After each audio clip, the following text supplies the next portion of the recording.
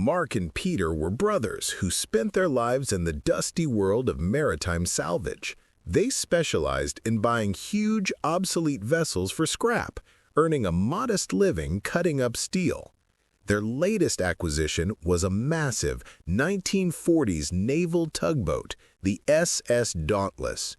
The vessel was an imposing wreck, having sat derelict in a forgotten shipyard for over 50 years.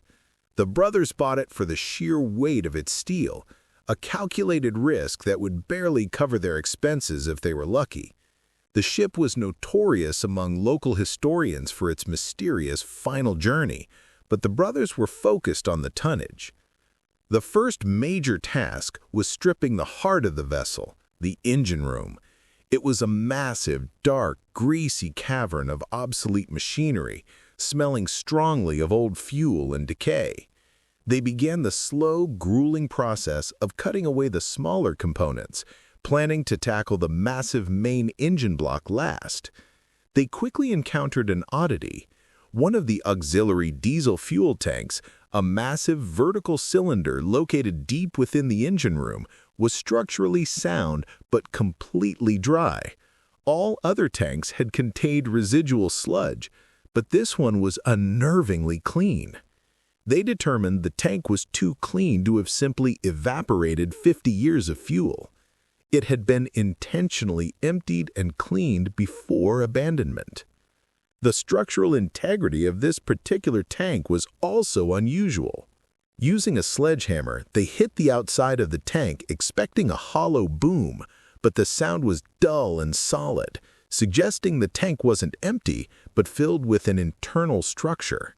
They consulted the original blueprints they'd salvaged from the bridge. The plans showed the fuel tank should have been one large, open cavity. The modifications were clearly post-production and unrecorded. Something had been sealed inside.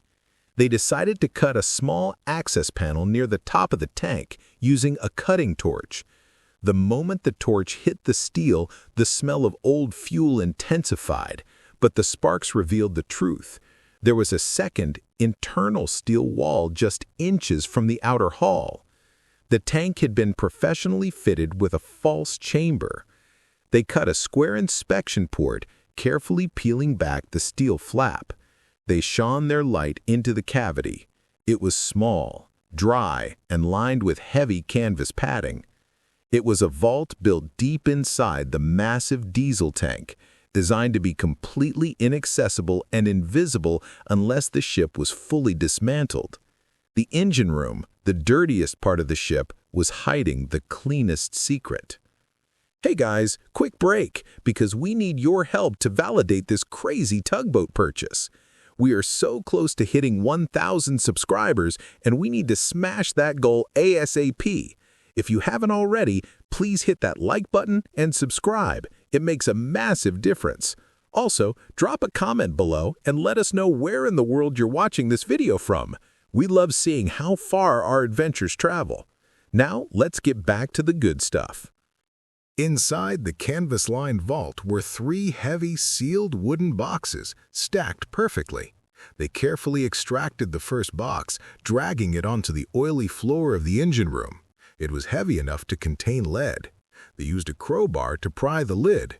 Inside, the box was entirely filled with stacks of old, yellowed, brittle paper currency and a series of heavy, rectangular metallic objects. They pulled one out. It was a solid gold bar, stamped with an official U.S. Mint crest and dated 1944. The old, greasy engine room was not worth the cost of its steel. The engine room was holding a massive multi-million-dollar fortune in gold bullion, sealed away for decades. The contents of the remaining 2 boxes were even more revealing. The second box contained more gold, supplementing the fortune, but also a collection of rare, high-denomination silver certificates, currency that was officially decommissioned decades ago, giving it massive numismatic value. The third box contained the final, most crucial piece of the puzzle, a cache of heavily protected documents wrapped in lead foil. This was no common thief's stash. This was an organized operation. The documents were official, highly classified U.S. naval transport manifests from 1945, detailing a secret shipment of assets intended for the reconstruction of Europe immediately following World War II. The manifestos confirmed the gold bars and the silver certificates were part of a massive official supply transfer that had vanished in transit, the only major transport loss of the final year of the war. The ship, the SS Dauntless, was confirmed to be the vessel assigned to the transfer, and it was the only ship to return to port without its cargo. The documents solved the tugboat's mystery. The captain hadn't lost the cargo. He had stolen and hidden it. The manifesto was accompanied by a single, thin personal journal belonging to Captain Elias Thorne, the Dauntless's commander. Thorne's entries detailed his disgust with the war's aftermath, his belief that the government would misuse the funds, and his decision to secretly divert a portion of the treasure.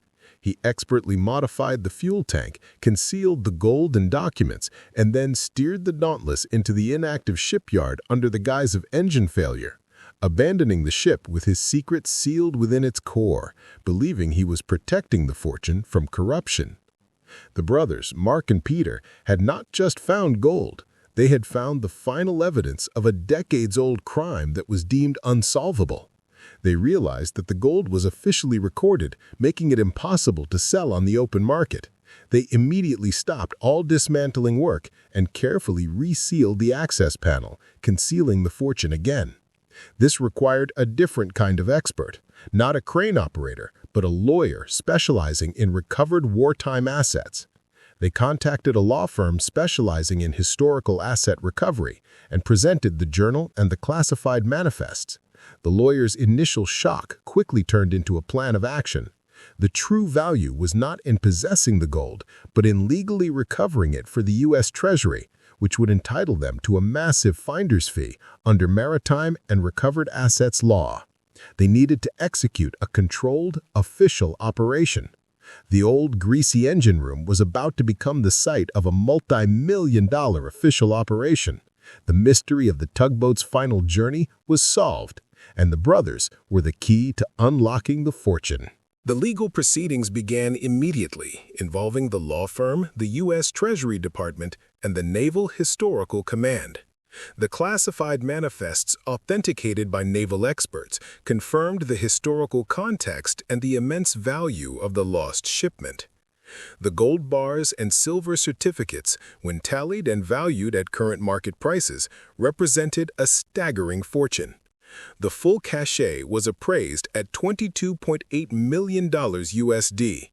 The small tugboat they bought for scrap was sitting on a massive documented federal asset. The Treasury Department, grateful for the recovery of a major, documented historical loss, worked closely with the brothers to execute the official recovery.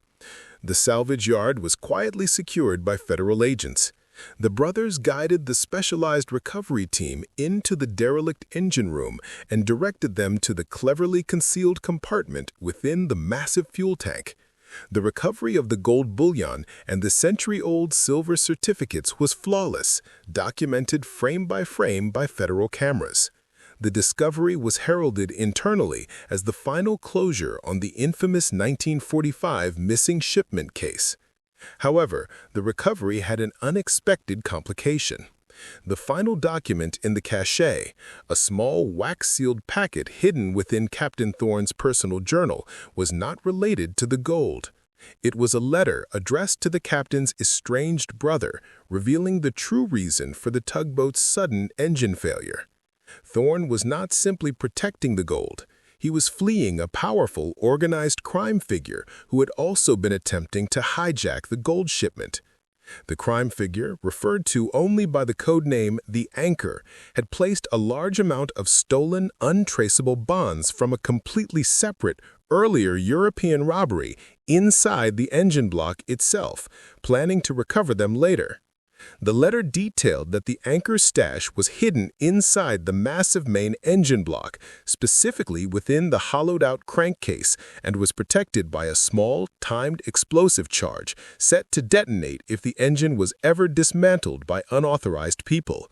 Thorne had found the bomb and immediately disabled the tugboat, fleeing to save his life and to ensure the anchor's illegal stash remained secured by the naval securities surrounding the shipyard. The gold was one secret. The anchor's illegal bonds, guarded by a bomb, were another. The brothers realized they had been dismantling a ship that was literally a ticking time bomb. The engine room's dangers were far greater than oil and rust. The revelation meant they could not dismantle the engine block as planned. It had to be opened carefully by bomb disposal experts. They guided the specialized team to the engine, providing the exact coordinates detailed in Thorne's final letter. The tension was palpable as the bomb squad worked meticulously to access the engine block's interior. After 2 days of nerve-wracking effort, the team successfully neutralized the mechanism and cut open the crankcase. Inside, they found the second, highly illegal stash, hundreds of high-value bearer bonds from a 1930s robbery, entirely untraceable and perfectly preserved within the oily, sealed cavity. These bonds, entirely separate from the government gold, were the illegal funds the anchor had planned to use. The bond expert immediately valued the contents at $9.2 million in current market value. The discovery of the anchor's stash solved not only the tugboat mystery, but also the infamous 1930s robbery that had baffled European police for decades. The brothers' seemingly worthless scrap purchase had solved 2 distinct massive cold cases spanning 50 years. The legal complexity of the bonds was different from the gold. They were seized by international police forces. However, due to the critical evidence provided by the brothers, Thorne's letters, and the precise location, the brothers were legally entitled to significant reward payments from multiple jurisdictions for solving 2 major crimes and recovering a massive amount of illegal wealth. The total reward package, combined from the U.S. Treasury finder's fee for the gold and the international recovery rewards for the illegal bonds, was consolidated into a single massive payment. The final monetary settlement awarded to Mark and Peter for their honesty, cooperation, and astonishing find totaled an incredible $6.5 million. The single purchase of a derelict tugboat for scrap value led to a multi-million-dollar windfall.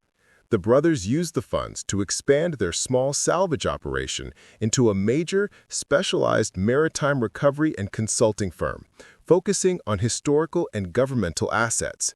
They kept the SS Dauntless's engine block, mounting the massive modified steel as a museum piece in their new facility, a permanent reminder of the fortune hidden in its core. They realized that their obsession with the past didn't just give them a job, it gave them a fortune that changed their future forever. Subscribe if you liked the video. Thanks for watching our incredible journey.